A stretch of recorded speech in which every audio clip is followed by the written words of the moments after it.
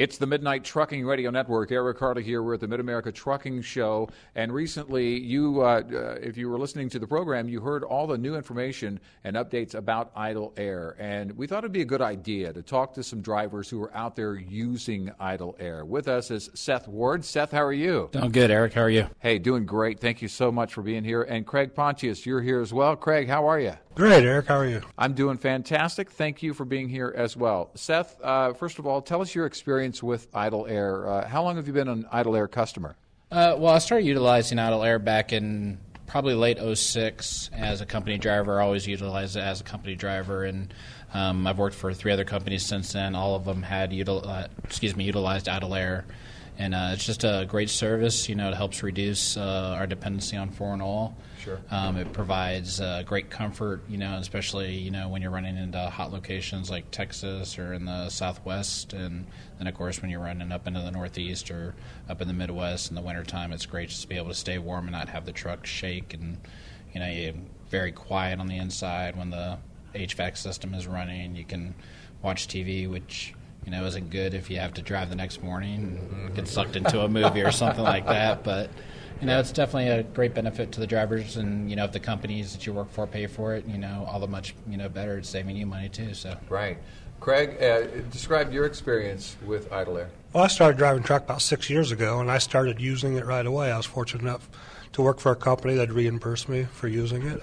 I loved all the features that it had, so easy to use, pull in, hook up, and all the television channels that were available, the internet, the air that uses filtered air when it comes through it. I've had my best night's sleep using IdleAir. Yeah. Because I think that would be the hardest thing. And first of all, I always look up to drivers, and I always wonder how you guys do this. And living on the road, it's the lifestyle. And I think that's, I think a lot of people think to themselves, well, I could easily drive a truck. Well, first of all, you might be able to steer it. I've been in a simulator. I know a lot of us aren't cut out to drive. I'll just tell you that right now. But then beyond that, living on the road is extremely tough, and sleeping inside a truck just ain't an easy thing to do. To put it, I know my English teacher is scoffing at me now, but it ain't an easy thing to do. So, Craig, what are you seeing in terms of fuel savings now? Because obviously we're looking at $4 a gallon. Out west, it's even more expensive. Have you been able to look at a return on investment there? Oh, yes, definitely. I mean, I don't know what the calculations are as far as what the engine uses idling, but quite a bit. And just with all the other benefits, the television channels, the Wi-Fi, and even idling your truck, your air condition and your heater air coming out of the engine doesn't compare with what the IdleAir offers with the filtered. Right. Tell us, Seth, what was trucking like for you before IdleAir?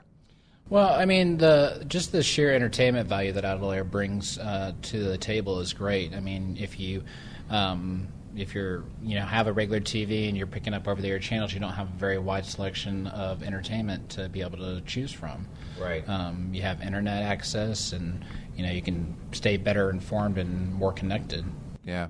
And that's the one thing I think as we look at the technology behind IdleAir and what's going on not only with fuel prices right now, Craig, but also all of the anti-idling laws that are out there. In fact, even in Texas, up until a couple of years ago, you were actually still able to idle past 5 minutes, but now there is a seasonal idling law that just went into effect again April 1st in Texas, starts, in fact, today, and will go through October 31st in parts of Texas, not the entire state. But it gets to be confusing trying to keep up with, all right, what cities, what counties have idling limits and which ones don't. I just can't imagine how you guys keep up with all of that. Certainly, that has to be confusing. Keeping and we can't keep up with every ordinance in every town we run through. Right. So I'm playing it pretty safe by just pulling into the IdleAir booth and using it. Yeah, and Seth, if you're talking to another driver about IdleAir, or maybe you're sitting at a coffee shop, a driver says, "Well, I don't know, I don't know if I feel comfortable using it." What would your advice be to them? Well, I mean, especially if they're an owner-operator, they're just, wasting their money. They're not worried about their bottom line. When you look at idling a truck, you're averaging almost a gallon of diesel per hour idle in it versus IdleAir. You're, I think, being charged at $1.99 an hour or somewhere around there. Yeah. So, and then if you stay on a regular basis, I think they have a VIP program where it goes and escalates, and eventually the cost even drops more. So. If a driver's not concerned, especially even a company driver as myself, if I'm not looking out for my company's bottom line, I'm doing a disservice to myself and my company because I'm not protecting my interest by protecting the company's interest, which is their money. Right, yeah. And Craig, again, what would you say to the drivers with your experience with IdleAir, advice to those drivers out there that aren't using IdleAir right now? Oh, just like Seth spoke, I mean, you're not watching your bottom line. The savings are there. They're running that truck. I'm not just the amount of fuel you're using, the wear and tear. Yeah. I mean, that's probably the worst impact on a diesel engine is just letting it sit there. Right. I mean, you can pull a real heavy load and not damage it near as much right. as just letting it sit there right. and run, and sometimes not use as much fuel as idling.